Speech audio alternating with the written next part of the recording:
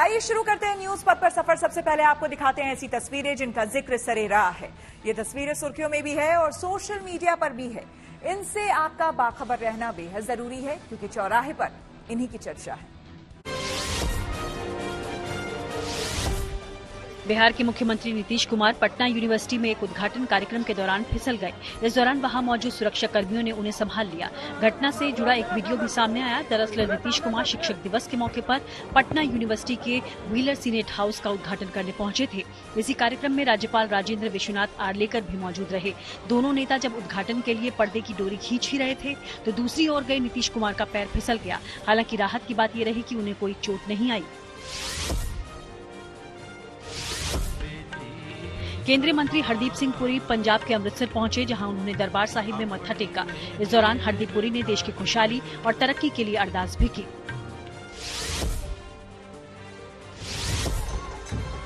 मुंबई में दही हांडी उत्सव की तैयारियां तेज हो गई। वहां के अलग अलग पंडालों में मानव पिरामिड बनाए जा रहे हैं। ये पिरामिड वेले पाले में बनाया गया। इस दौरान कुछ गोविंदाओं की टोली जमा हुई और वो मानव पिरामिड बनाकर प्रैक्टिस करने लगी ताकि मक्खन से भरी हांडी तक पहुंचा जा सके। इनमें लड़कों के अलावा लड़कियां भी शामिल रही। इन युवाओं को कोच की तरफ से खास ट्रेनिंग दी गई। उत्तराखंड के केदारनाथ धाम में श्रद्धालुओं को हिमालय बचाओ की शपथ दिलाई गई। ये खास पहल बद्री केदार मंदिर समिति की ओर से की गई। इस दौरान सभी से केदारनाथ हिमालय क्षेत्र में किसी भी तरह की गंदगी नहीं करने की अपील की गई। श्रद्धालुओं के अलावा धाम में तैनात अधिकारियों, सुरक्षा जवानों और साधु संतों ने भी हिमालय बचाओ अभियान के तहत प्रतिज्ञा ली।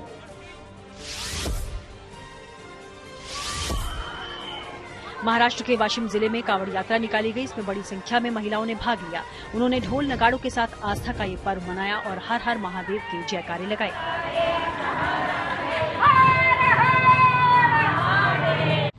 रुक करते हैं अब सियासी ढाबे का, जहां आज की सबसे दिलचस्प खबर मौजूद है। जब से विपक्षी दलों ने इंडिया गठबंधन बनाया है, ये नाम लगातार चर्चा में है। विपक्षी दलों ने रणनीति के तहत देश के नाम यानी कि इंडिया को एक पॉलिटिकल प्लेटफॉर्म बनाया, लेकिन अब इस बात पर बहस गर्म हो गई है कि इंडिया को ही हटा दिया जाए, नाम सिर्फ भारत रहे। बीजेपी का तर्क है कि अंग्रेजों का दिया हुआ नाम हटा देना चाहिए, लेकिन विपक्ष को लगता है कि उसके गठबंधन को देखते हुए ये बीजेपी का दांव है।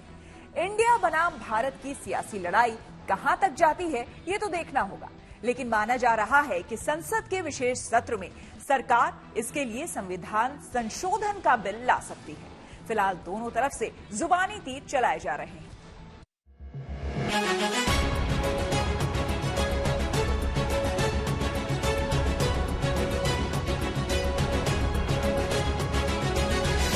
राष्ट्रपति की तरफ से G20 समिट का निमंत्रण पत्र असल में एक बड़े सियासी घमासान को न्योता है। पहली बार प्रेसिडेंट ऑफ इंडिया की जगह प्रेसिडेंट ऑफ भारत लिखकर सरकार ने मैसेज दे दिया है। चर्चा गर्म है कि संसद के विशेष सत्र में संशोधन कर संविधान से हमेशा के लिए इंडिया नाम हटाया जा सकता है। ऐसा होता है तो भारत मतलब सिर्फ भारत होगा। मेरे देश का नाम है भारत। इसमें अगर कांग्रेस को उस नाम से एतराज है वो बताएं और उनको प्रॉब्लम वो अपने आप सॉल्व करें।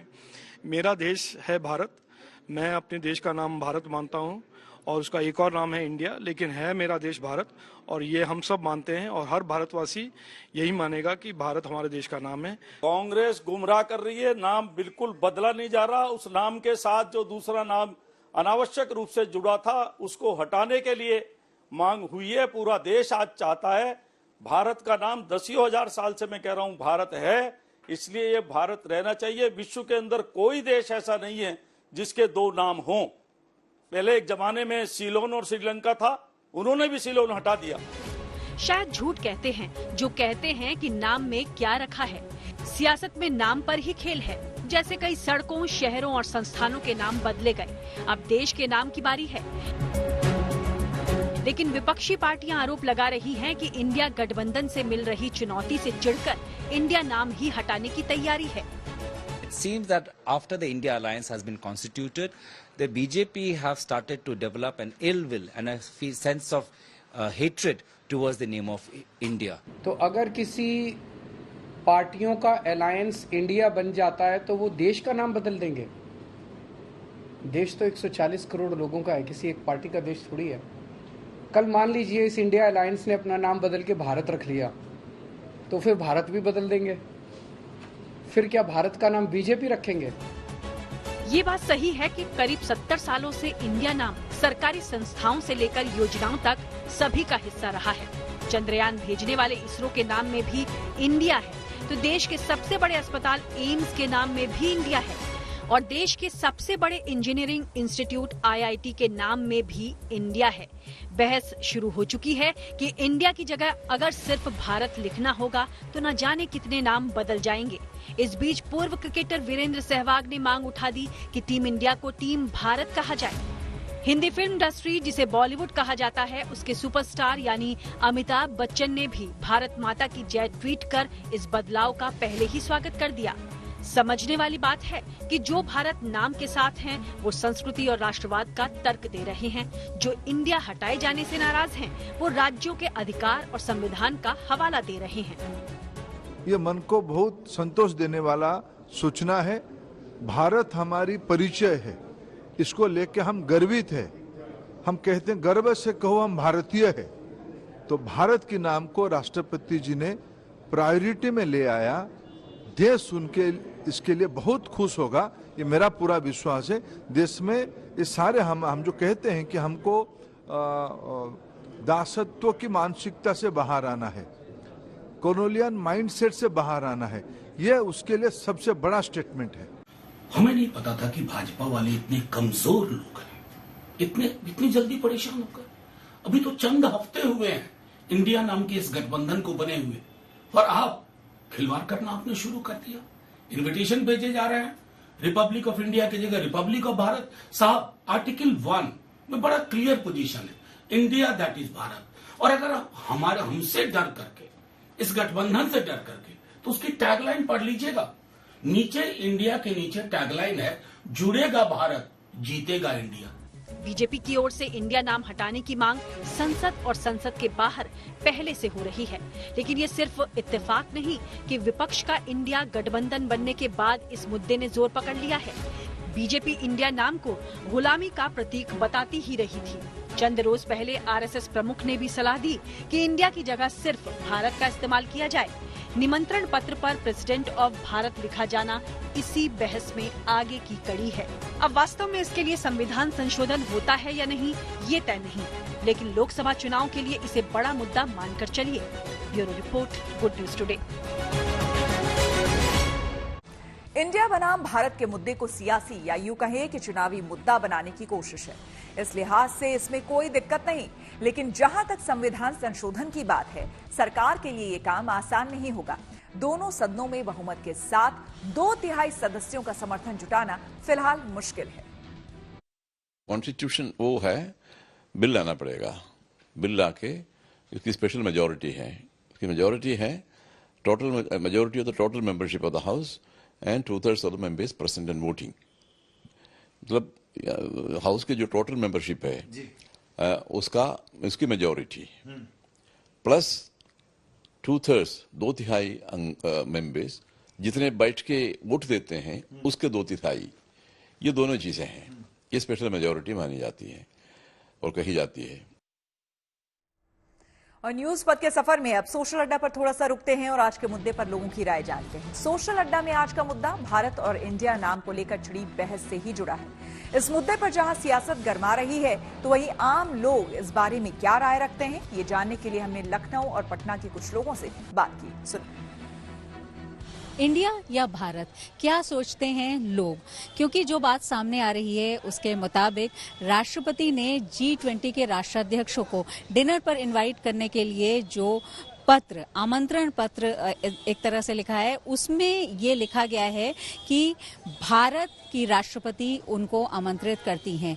यानी इंडिया की राष्ट्रपति या प्रेसिडेंट ऑफ इंडिया की जगह भारत की राष्ट्रपति लिखा गया है। उसके बाद से ये चर्चा और तेज हो गई है। अब इस बात को लेकर कहा जा रहा है कि इंडिया को बदल करके नाम भारत किया जा सकता है औपचारिक रूप से। आप बताइए, आपके मन में क्या है, इंडिया या भारत? एक्चुअल नाम भारत ही सबसे सर्वश्रेष्ठ है। इंडिया बिल्कुल ही गलत है, तो अंग्रेजों की देन है हमारे देश में, या हिंदुस्तान, दो ही शब्द सटीक बैठते हैं जिसका इस्तेमाल होना चाहिए। भारत जो शब्द है वो सही शब्द है और यही संविधान में इसका अगर कहीं उल्लेख न हो तो होना चाहिए। मेरे हिसाब से तो अभी ये पूरी तरह से सही है। रीजन क्या है, हम भारत हमारा एक मतलब आर्यवत के हिसाब से भी जाइए तो भारत देश का ही एक नाम होना चाहिए। इंडिया दैट इज, प्रेम्बल में भी सेम चीज है, इंडिया दैट इज भारत। मतलब अगर इंडिया है उसको मतलब भारत नाम दे रहे हैं तो कोई गलत चीज नहीं है। तो मेरे हिसाब से तो भारत होना बिल्कुल सही है, भारत ही लिखा जाना चाहिए। इंडिया है ठीक है, लोक जन का एक वो होता है कि लोक जन की एक भाषा हो गई कि हाँ बाहर के लोग एक इंडिया के नाम से जानते हैं, फॉरेन कंट्रीज में एक इंडिया नाम से जानते हैं। लेकिन अगर हम आर्यवत से अपने यहाँ से किसी को इनवाइट कर रहे हैं, समथिंग कर रहे हैं, तो हमें भारत नाम ही ज्यादा सुटेबल लगता है। जो प्रेसिडेंट का जो प्रेस रिलीज हुआ है या इनवाइट जिसको कर रहे हैं, वो बहुत ही अब से हमें ऐसा लग रहा है कि हमारा असली भारत जो है उभर के सामने आ रहा है, जो है कि हम अपने हम सहमत है। क्या कहना है सर? मेरा ये कहना है कि शुरू से जो अगर देखें तो हमारे देश का नाम तो भारत ही था, तो अगर उसको भारत ही रखा जाए तो इससे उत्तम और क्या हो सकता है। इंडिया तो अंग्रेजों का दिया हुआ है, ये तो हमारा है नहीं, तो बेहतर है, हम लोग की राय यही है कि भारत ही रखा जाए। आप बताएं मैम, आपका क्या कहना है? देश का नाम इंडिया होना चाहिए या भारत, या जैसा था वैसा चले? भारत होना चाहिए। भारत होना चाहिए। तो जैसा आप देख रहे हैं साफ तौर पर यहाँ लोग हैं जो कह रहे हैं कि देश का नाम भारत होना चाहिए। आपकी क्या राय है सर? भारत का रहने वाला हूँ, भारत की बात सुनाता हूँ। वाह, तो आपने कहा कि भारत के रहने वाले हैं, भारत की बात सुनाते हैं, तो फिर सवाल पूछना ही लाजमी नहीं रह गया? नहीं, बिल्कुल सवाल आपका लाजमी है, मैंने अलग तरीके से जवाब दिया है। भारत बहुत अच्छा है और ये हमेशा हम भारतीयों को गर्व के जो है वो क्षण प्रदान करेगा। भारत होना चाहिए, जैसे हमारा कल्चर हिंदुस्तानी है, हिंदुस्तान के, और हमारी मातृभाषा भी हिंदी है, तो नाम हिंदी में ही होना चाहिए, भारत ही होना चाहिए। भारत हो, इंडिया वर्थ हो, आर्यवर्त हो, हिंदुस्तान हो, कोई भी हो, क्या फर्क पड़ता है? नाम तो नाम है, इंडिया हो तो क्या हो गया उसे? कुछ लोग ऐसे भी हैं जिनका कहना है कि नाम तो नाम होता है, उससे क्या फर्क पड़ता है। लेकिन देखना ये होगा कि सरकार इस मामले में क्या सोचती है और क्या कुछ फैसला सामने आता है। कैमरा पर्सन नदीम आलम के साथ आदित्य वैभव, पटना। तो सोशल अड्डा में आपने लोगों की राय सुनी और अब आपको बता दें कि सुप्रीम कोर्ट ने आर्टिकल 370 पर फैसला सुरक्षित रख लिया है। आइए सीधे चलते हैं न्यूज एक्सप्रेसवे पर, जहां देश भर की कुछ और जरूरी खबरें कर रही हैं आपका इंतजार।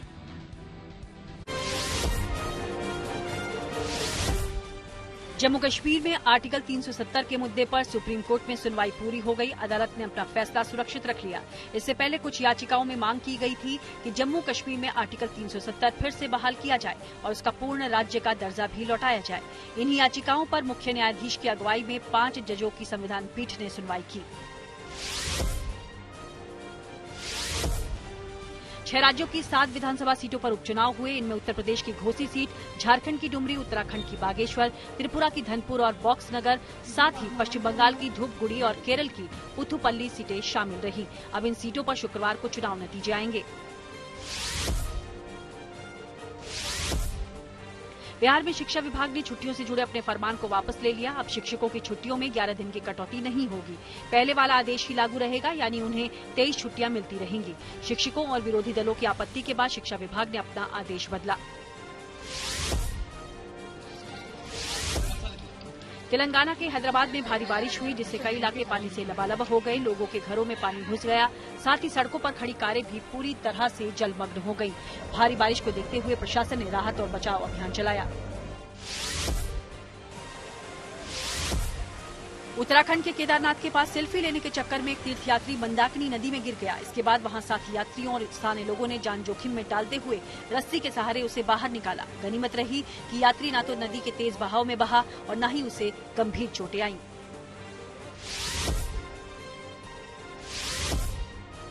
अमेरिका के कैलिफोर्निया में एक हाईवे का नाम भारतीय मूल के दिवंगत पुलिस अधिकारी रोनिल सिंह के नाम पर रखा गया। दरअसल 2018 में एक अवैध अप्रवासी ने 33 साल के रोनिल सिंह को गोली मार दी थी। अब सम्मान जताते हुए हाईवे के एक हिस्से का नाम रोनिल के नाम पर रखा गया।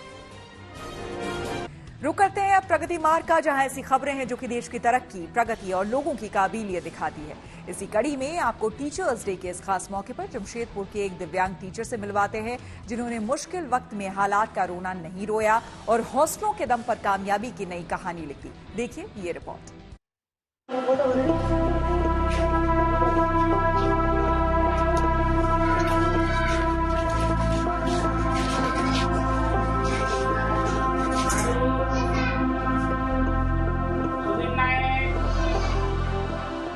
मुश्किल मुश्किलों से लड़कर मंजिल तक पहुंचने का हौसला रखने वाले ये टीचर विदेशी गोप हैं।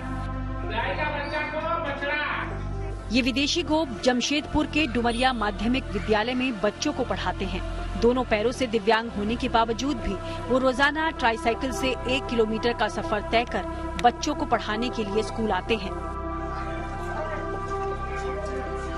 विदेशी गोप पिछले 5 साल से इसी स्कूल में शिक्षा की ज्योति जला रहे हैं। यहाँ वो बच्चों को गणित, हिंदी और समाज शास्त्र पढ़ाते हैं।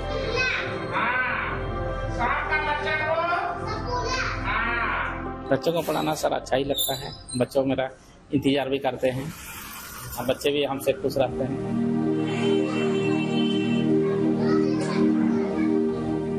समय के पाबंद विदेशी गोप रोजाना स्कूल जाते हैं तो वहीं बच्चे भी अपने टीचर का बेसब्री के साथ इंतजार करते हैं।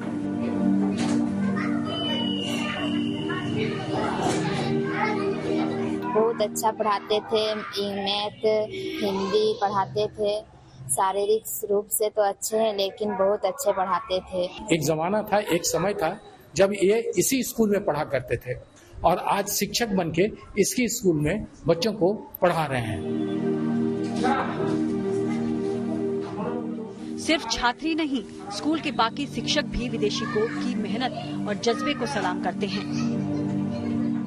हम लोग शुरू से उसके साथ 3-4 साल स्कूल में एक ही साथ हैं और बहुत अच्छे शिक्षक हैं। शारीरिक रूप से अड़चन जरूर है लेकिन एक शिक्षक के रूप में वो एक बेहतरीन शिक्षक है और बच्चे को बहुत अच्छे ढंग से पढ़ाते हैं। विदेशी गोप का शिक्षा के प्रति ये संकल्प उन तमाम शिक्षकों के लिए एक मिसाल है जो अपनी कोशिशों से समाज में बदलाव ला रहे हैं।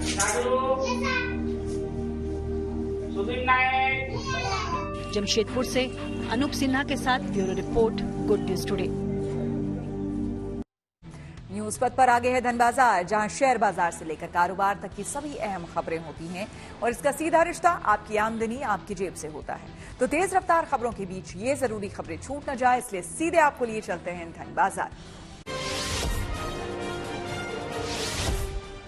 शेयर बाजार में मंगलवार को बढ़त देखने को मिली। सेंसेक्स और निफ्टी दोनों हरे निशान पर बंद हुए। सेंसेक्स 152 अंक चढ़कर 65,780 पर पहुंच गया, तो वहीं निफ्टी में भी 46 अंकों की तेजी रही। ये 19,575 पर बंद हुआ। इस दौरान कोल और फार्मा समेत कई सेक्टर्स के शेयरों में बढ़त दर्ज की गई।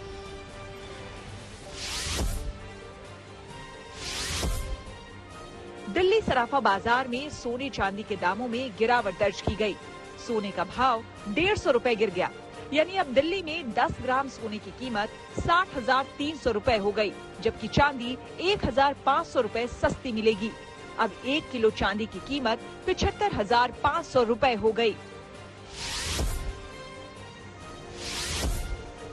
रिजर्व बैंक महंगाई को लेकर पूरी तरह अलर्ट है। ये बात आरबीआई गवर्नर शशिकांत दास ने दिल्ली स्कूल ऑफ इकोनॉमिक्स के डायमंड जुबली लेक्चर में कही। उनका मानना है कि सब्जियों की कीमतों की वजह से जुलाई में महंगाई दर 7.4% पर पहुंच गई थी, लेकिन अब इसके दाम घटने लगे हैं। स्वीडन की मोटर कार कंपनी वॉल्वो ने अपनी नई electric car Volvo C40 recharge को लॉन्च कर दिया। कंपनी ने इस कार की शुरुआती कीमत करीब 61 लाख रुपए रखी है। कंपनी का दावा है कि ये कार एक बार फुल चार्ज होने पर 530 किलोमीटर चलेगी और इस कार को 80% तक चार्ज होने में सिर्फ 27 मिनट का समय लगेगा। इस इलेक्ट्रिक SUV की बुकिंग भी शुरू की जा चुकी है। Federation of automobile dealers association of India ने अगस्त में बिकने वाली गाड़ियों को लेकर एक रिपोर्ट जारी की। इस रिपोर्ट के मुताबिक अगस्त में 18,18,647 वाहन बिके और इसमें सबसे ज्यादा 3 व्हीलर रहे, जबकि टाटा मोटर्स की अगस्त में 27,483 कमर्शियल गाड़ियां बिकी। न्यूज पथ के सफर में आगे पब्लिक होर्डिंग पर रेल यात्रियों की सुरक्षा से जुड़ी एक अहम खबर है। रेलवे बोर्ड ने ट्रेन ऑपरेशन को सुरक्षित बनाने के लिए एक बड़ा कदम उठाया है। आपको बता दें कि रेलवे बोर्ड ने अपने सभी जोन से रनिंग स्टाफ की लाइफस्टाइल, बीमारियों और उनके लिए ली जाने वाली दवाओं के बारे में जानकारी मांगी है। रेलवे में लोको पायलट कहे जाने वाले ट्रेन ड्राइवर और गार्ड रनिंग स्टाफ की कैटेगरी में आते हैं, क्योंकि ये ट्रेन ऑपरेशन की बड़ी जिम्मेदारी इन्हीं पर होती है। ऐसे में ट्रेन ऑपरेशन को सुरक्षित बनाने के लिए रेलवे बोर्ड ने सभी ट्रेन ड्राइवर्स और गार्ड्स की लाइफस्टाइल, बीमारियों के बारे में जानकारी मांगी है और पूछा है कि इससे ट्रेन ऑपरेशन पर क्या असर पड़ता है। ये भी बताएं, लाइफस्टाइल बीमारी का मतलब diabetes, high blood pressure, hypertension और भारी दबाव में काम करने से होने वाले मेंटल स्ट्रेस से है, जिनसे बचने के लिए कई लोग दवाएं लेते हैं। रेलवे बोर्ड ने सभी रेलवे जोन्स के साथ ही मेट्रो रेलवे, कोलकाता और कोंकण रेलवे कॉर्पोरेशन लिमिटेड से भी रनिंग स्टाफ की हेल्थ से जुड़ी ये जरूरी जानकारी मांगी है। 31 अगस्त को जारी रेलवे बोर्ड ने निर्देश में कहा है कि वो इस बात की पड़ताल कर रहा है कि लाइफस्टाइल बीमारी की दवाएं लेने से ट्रेन ऑपरेशन के दौरान रनिंग स्टाफ पर कितना असर पड़ता है, इसका ट्रेन चलाने पर कोई फर्क पड़ता है या नहीं। रेलवे बोर्ड ने सभी जोन से यह भी पूछा है कि ट्रेन ऑपरेशन को सुरक्षित बनाने के लिए लाइफस्टाइल से जुड़ी बीमारी से पीड़ित ट्रेन ड्राइवर, गार्ड और उनके परिवारों को क्या एडवाइजरी जारी की गई है। इसके साथ ही बोर्ड ने सभी रेलवे जोन से यह सुझाव भी मांगा है कि बदलते समय के साथ क्या रनिंग स्टाफ के मौजूदा पीएमई यानी कि पीरियोडिकल मेडिकल एग्जामिनेशन को भी बदलने की जरूरत है। रेलवे बोर्ड ने सभी जोन से 10 सितंबर तक अपने सुझाव और टिप्पणियां भेजने का निर्देश दिया है। जाहिर है कि रेल यात्रियों की सुरक्षा के लिहाज से बहुत महत्वपूर्ण है ये सब कुछ। रेल हादसे रोकने के लिए ये कदम बड़ा असरदार साबित हो सकता है। भारत में अब करीब 72 लाख व्हाट्सएप अकाउंट बैन। जी हां, टेक्नोलॉजी से जुड़ी ऐसी ही हर एक जरूरी खबर को जानने समझने के लिए आइए आपको लिए चलते हैं डिजिटल गली। सोशल मीडिया प्लेटफॉर्म एक्स ने दुनिया भर की उन हस्तियों की सूची जारी की जिन्हें पिछले 30 दिनों यानी एक महीने में सबसे ज्यादा लोगों ने फॉलो किया। इस दौरान पीएम मोदी के करीब 6,32,000 फॉलोअर्स बढ़े, जबकि सीएम योगी आदित्यनाथ को एक्स पर 2,67,000 लोगों ने फॉलो किया। भारतीय राजनेताओं में तीसरे नंबर पर कांग्रेस नेता राहुल गांधी हैं। उनके अकाउंट में 1,82,000 फॉलोअर्स का इजाफा हुआ। दिल्लीवासियों को 400 नई इलेक्ट्रिक बसों की सौगात दी गई। उपराज्यपाल वीके सक्सेना और सीएम अरविंद केजरीवाल ने इन बसों को हरी झंडी दिखाई। ये बसें सब्सिडी स्कीम की 921 बसों में शामिल हैं, यानी इनके लिए केंद्र सरकार की तरफ से 417 करोड़ की सब्सिडी दी गई। वहीं दिल्ली सरकार की ओर से 3,674 करोड़ रुपए का बजट दिया गया है। खबर है कि व्हाट्सएप पर जुलाई में भारत में करीब 72 लाख से ज्यादा अकाउंट बैन कर दिए गए। इसके अलावा मेटा ने इंस्टाग्राम और फेसबुक पर भी कार्रवाई की। फेसबुक से 1.5 करोड़ से ज्यादा कंटेंट, जबकि इंस्टाग्राम से करीब 60 लाख कंटेंट हटाया गया। अलग अलग शिकायत मिलने पर यह कार्रवाई हुई। जिंदगी का सफर सुहाना हो, इसके लिए सावधान रहना जरूरी है। रोजमर्रा की आपाधापी में कुछ देर बैठकर सोचना समझना भी जरूरी है कि आपके आसपास क्या हो रहा है और जो कुछ हो रहा है उससे हमारी जिंदगी, हमारा परिवार कैसे प्रभावित हो सकता है। इसलिए हॉर्न बजाकर बाखबर करने वाली खबर जरूरी होती है। और आज की ये खबर बच्चों की सेहत के सबसे बड़े दुश्मन यानी कि SSS से जुड़ी है। कभी दुलार में तो कभी लापरवाही में। अगर आप बच्चों को ज्यादा मीठा खिलाते हैं या ज्यादा नमक देते हैं तो यकीन कीजिए कि आप बीमारियों को न्योता दे रहे हैं। इसी तरह अगर उनकी जिद पूरी करने के लिए हाथों में मोबाइल फोन दे देते हैं तो उनकी सेहत से खिलवाड़ कर रहे हैं। इन तीनों चीजों के मामले में आपका सतर्क रहना और सावधानी वाला हॉर्न बजाना जरूरी है।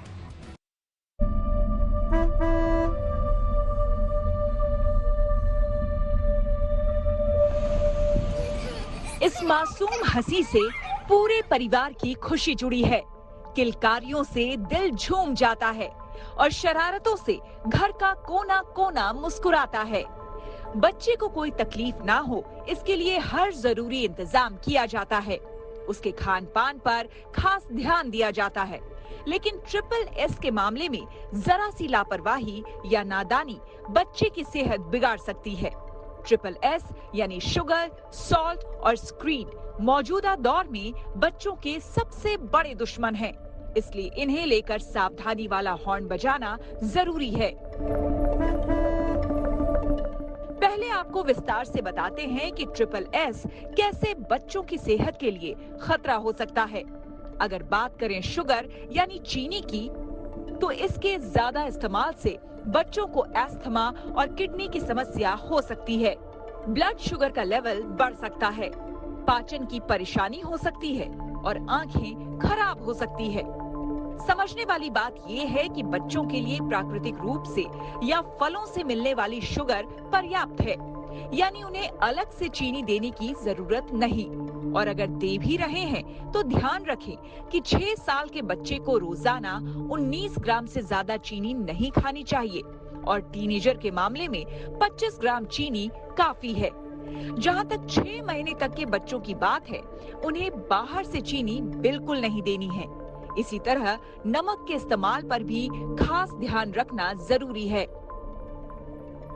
डॉक्टर्स के मुताबिक नमक का इस्तेमाल बच्चों की हड्डियां कमजोर करता है। इससे हड्डियों में फ्रैक्चर भी हो सकता है, जो बढ़ते बच्चों के लिए ठीक नहीं होता। जिन बच्चों की डाइट में सोडियम ज्यादा होता है, वे डिहाइड्रेशन के शिकार हो सकते हैं। इसकी वजह से शरीर का पानी पसीने या यूरिन के जरिए बाहर निकलता है। इससे किडनी स्टोन, बॉडी पेन, कब्ज और लीवर डैमेज होने का खतरा बना रहता है। डाइट में ज्यादा नमक होने से बीपी लेवल बढ़ सकता है। इससे हाइपरटेंशन की समस्या हो सकती है, जो आगे चलकर बच्चे में दिल की बीमारी की वजह बन सकती है। बच्चा अगर 6 महीने तक का है तो सोडियम की जरूरत माँ के दूध से पूरी हो जाती है और इसके बाद 1 साल तक बच्चे को सिर्फ रोजाना 1 ग्राम नमक देना चाहिए। इस हिसाब से 4 से 6 साल तक के बच्चे के लिए 3 ग्राम नमक काफी है।